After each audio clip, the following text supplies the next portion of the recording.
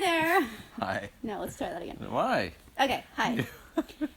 In our last video, we went over Bermuda, and today we're going to talk about an island in the Azores, which was the second stop on our trans-Pacific cruise that we did with Holland America. Transatlantic. I'm sorry, we're doing a trans-Pacific in a month. We'd be very lost. Transatlantic The boat cruise. got really detoured at that triangle. Yes. Okay. No. Sorry, no ums. We stopped in the Azores, and we were originally supposed to stop on the island of São Miguel, which we've been to, and it's incredible. The Azores, by the way, they are technically part of Portugal. They're just I don't know if it's far away. in dispute with anybody. No.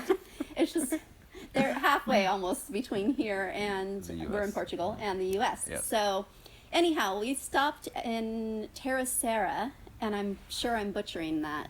Terceira, however they say it in Portuguese. Yeah. Portuguese is a very difficult language. Anyhow, it's named that because it basically means third island. It was the third island that they discovered. They really had a brainstorming session. Yeah, they went all out with that name. So it was the third island that they discovered, and it became populated. They started doing that in about the 1500s. That's what it was. No, the 15th century, excuse me. You were still a kid. I was still a kid.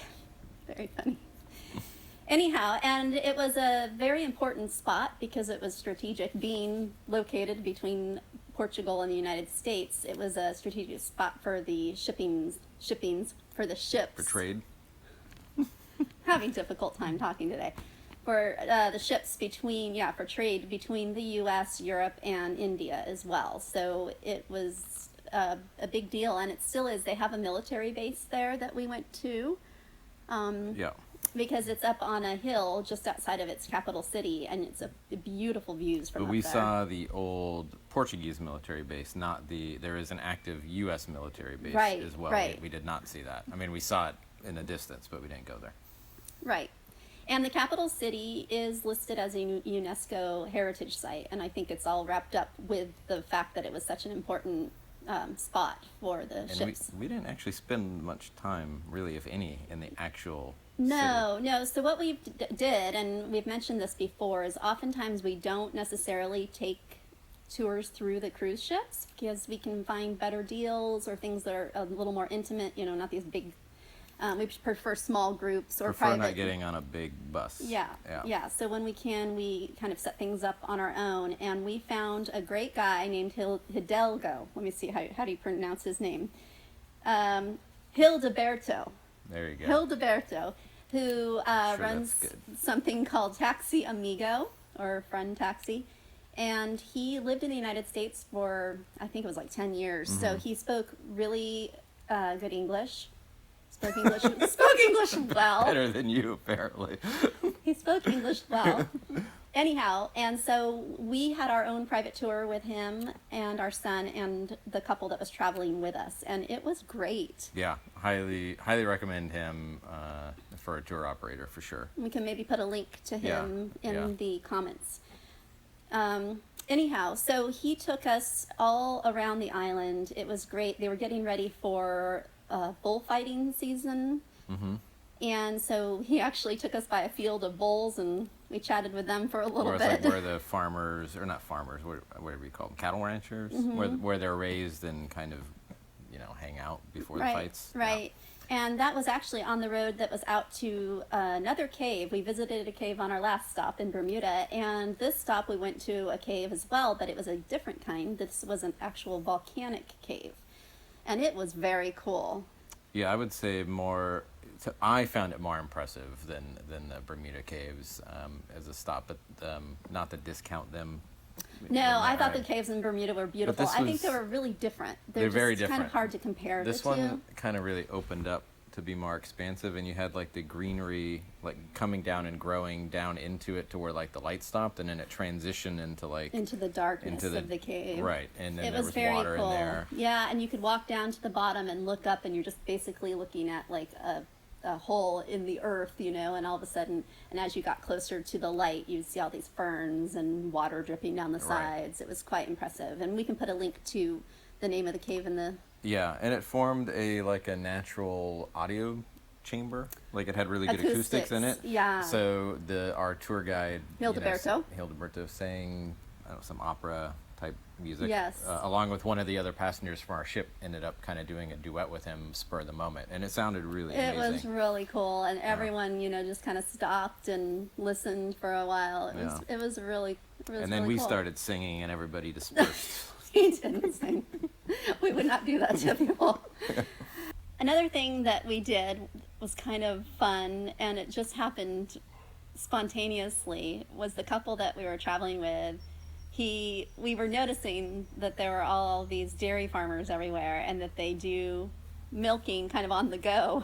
Right, they have like a portable milking truck. Yeah. They and that makes it even probably sound fancier than it is, but yeah. But to be clear, also the Azores are known for their dairy, their cheeses and their milks, and here outside of Lisbon, we basically all of our dairy comes from the Azores, yeah. Right.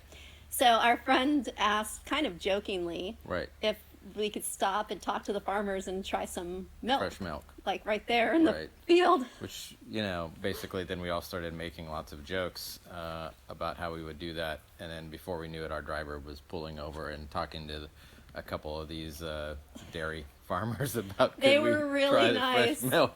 And really receptive, because next thing I know, my husband and our friend are trotting down there, and they had avoiding the cow patties and drinking fresh milk. Yeah, they had like a pan or a bowl type thing. Right, and so they put some fresh milk in like a little tray, and then we drank from it, and they got a kick out of it. And it was warm. Yeah, I did not partake, but it was an experience for me. It was a fun experience. It didn't taste bad, but warm milk is. I got a good nap later. Yeah, that might have happened, and maybe some. It's unpasteurized, so that's got to be good for me. But extra vitamins. I didn't get sick. That's the good part. The other thing that he did was he took us to a local restaurant, which was really good. One of the things that we told him we wanted on our itinerary was to go to a good, authentic restaurant. And we know, after living in Portugal for 3 years, we know traditional Portuguese food, but obviously every area kind of has its every region specialty. Is different. Yep. And out there, it was the way they served it. So do you want to tell them about Bacalao? Yeah, Bacalao is a salt cod, which is pretty much everywhere in Portugal, and they joke that you can make it 1,000 different ways.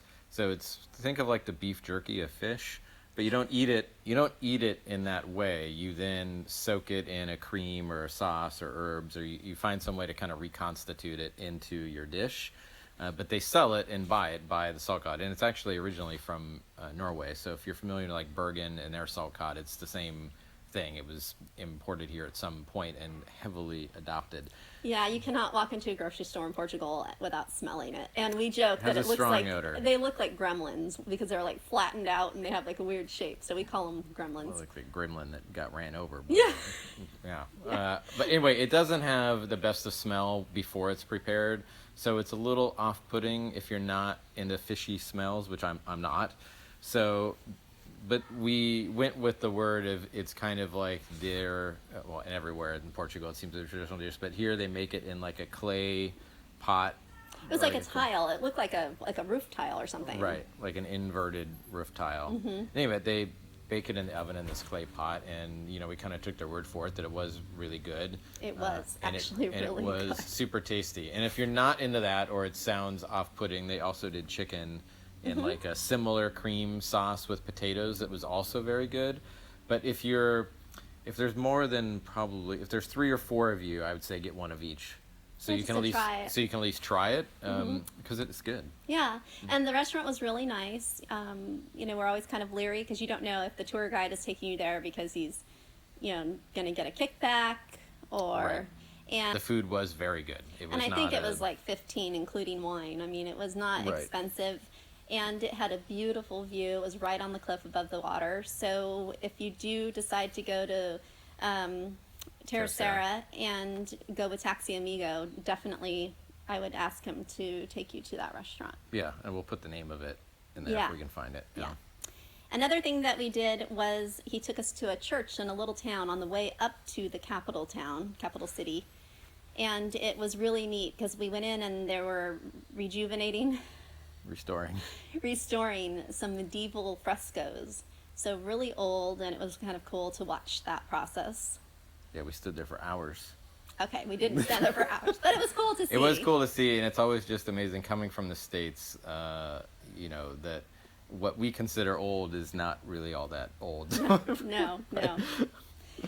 The other thing that we wanted to talk about were these little mini chapels, and I looked online before we did this video, and I couldn't find exactly what they're called. And we asked on the tour at least a dozen times. And he told us at least a dozen times. And we cannot remember what they're called, but each town on Terceira have basically like a little, it's not a chapel, it's like a little... what do you call it? No, you don't go into them, right? They weren't that big. You can step inside. It's just like a little place where you can do like prayers and so forth. Right. Yeah. But anyhow, they compete to see like who would have the nicest one, and so every little town around the island has their own. I think there's 100 of them. And there's some really sweet ones. So that was fun. As you're driving through. It's like a little shrine. That's the word. Yeah, a little shrine. Yeah. So about 15 minutes, I would say, from where the cruise docked or the ship docked. Mm-hmm. There is a lookout point, and we'll put the name of it below, but it was clouded over when we first arrived, so our guide decided that we should, try the rest of the island tour first, and when we were heading back to we were just about to the boat, and all of a sudden he said, "Oh my God, we can't miss this," and he just cranked the wheel and doubled the speed up the hill. And we were like, "What's going on?" And then the cloud had apparently dissipated. It was nice and sunny, so we went up there, and it is a beautiful view. You're looking out across the island. You can see the cruise ship way down below, and it was like a patchwork quilt. It was really pretty. Of all the different fields. I'm super glad we didn't miss it, and I took some panoramic photos that hopefully will show up nicely. But it's one of those things where I don't think a photo will do it justice. Right. So if you do stop there and you go with Taxi Amigo, and I keep forgetting his name. Why is it so hard for me? Hildeberto. I don't know why that's so hard for me. Anyhow, if you decide to go with Hildeberto, I think I mentioned earlier he spoke English already. Right? Yeah. Okay. Yeah. He was professional. The only thing we had told him that we wanted to do for sure were the caves, and the rest, and lunch. We wanted a nice lunch, and then he'll kind of like just take you on the tour that you want to go on. Before we headed back to the side of the island that we started on, he took us to some tide pools. That was cool. It was, and they're actually swimming pools. I said pools. You did? Yeah. Oh, God. That's so good. Anyway, we went to these tide pools. They're actually swimming pools. They're natural, and you could like step into them. But when we were there, it was overcast and cool, so there was actually nobody swimming. But it was actually nice because it wasn't too hot. And it wasn't crowded. Right. It was really just a beautiful little spot. And I think we saw some crabs and some fish. Just nature. We saw some nature. It's kind of nice being in one with nature. Yeah. After that, I think we circled back to the boat. We were a little tight on time because we got in late due to weather. So the cruise ship had anchored, but the captain was actually down at the tenders, and the tender dock was going up and down, 3-4 feet every wave, and so we couldn't tender for a little while. But we were right at the front, but we were stuck. So once they I think they turned the boat slightly to try to help protect the tender, and then it was a little bit of a bumpy ride, but it wasn't too bad on the tender to get there. So we were a little late, which made our time a little tight, but but luckily Hildeberto was still there. Yes, he was still there. We were the only boat in port that day, so I think he was happy to. Well, I don't know, happy to wait, but luckily there wasn't anything else going on. Yeah. So we were kind of the booked tour in town. Yeah. So booking tours. We did want to mention, and I think we've mentioned this in other videos, but a lot of times what we do is we kind of go on our own, because if you go through the ship, you tend to end up, in most cases, on a big bus, with a lot of other people. Right. And for example, on Terceira, some friends that we made on the ship through trivia went with the cruise ship. they ended up being the very last people on the bus, and they got stuck in the last row, and there was something wrong with their window. It was like fogged over, like it couldn't permanently. So they couldn't see anything all day. It was hot. Like it didn't sound like a very good experience. Right. I think the trade-off is depending on the type of thing you're doing. The odds are high you're going to be on a bigger bus because there's a lot of people going, which right away is not something I'm a fan of, being on the bus. And then you kind of move. I mean, there's no nice way to say it. You kind of move at the speed of the slowest person on the bus. Right. So if you're wanting to get more done on your day at the island, you know, it's not necessarily like you might have the energy to do it, but you can't. So you normally pay a premium, but you get the peace of mind that everything's the ship's problem. Right. From start to finish. So if you're late, the ship will wait. Right. But I do want to point out that, you know, knock on wood, we've never had any problems that tour guides, if this is what they're doing for their livelihood, they know that getting you back to that ship on time is of the utmost importance. And so, I mean, a lot of them will even say that in their website, you know. So we've gotten more and more comfortable with it the more we've done it. Yeah. But and I would just say, you know, if you're really worried about it, just make sure they know right up front that you really want to be back with a big buffer. Like you want to be there 2 hours or whatever before. Right. Whatever makes you comfortable. Right. So then if something goes wrong or traffic or you could get a cab. There's other ways you can get back if you're stressed about it. Yeah. Because we have cut it down to the minute a few times by our own choice, though. I think we only had to run once to a show. Well, we've never been the people literally running, but we have been at the tail end before. Yeah. But anyhow, if you do go to Terceira, in the beautiful Azores, it's a wonderful experience. It is really pretty. And I would highly recommend checking out Hildeberto, Taxi Amigo. We found him online. We can put a link to him. And just the Azores in general. If you have a cruise ship itinerary with the option to stop there, every island's different, and I kind of equate them to like European Hawaiian islands. Yeah, in fact, I wrote a whole article on São Miguel. Yes, so we'll put a link there. We'll put a link to the article on São Miguel, the other island that we've been to, and the one that most people go to if they only have one island to go to. And there's reason for that. It's incredible. So after this one, we ended up stopping in Normandy, France, and we will be covering that in our next video. So if you like hearing us talk, about the different ports of call, please go ahead and subscribe, and if you hit the little bell, then maybe we'll make it a big bell. Okay, if you hit the big bell, you'll be alerted when that is up and ready for viewing. All right. And in the meantime, thanks and have a great week. Bye. Bye.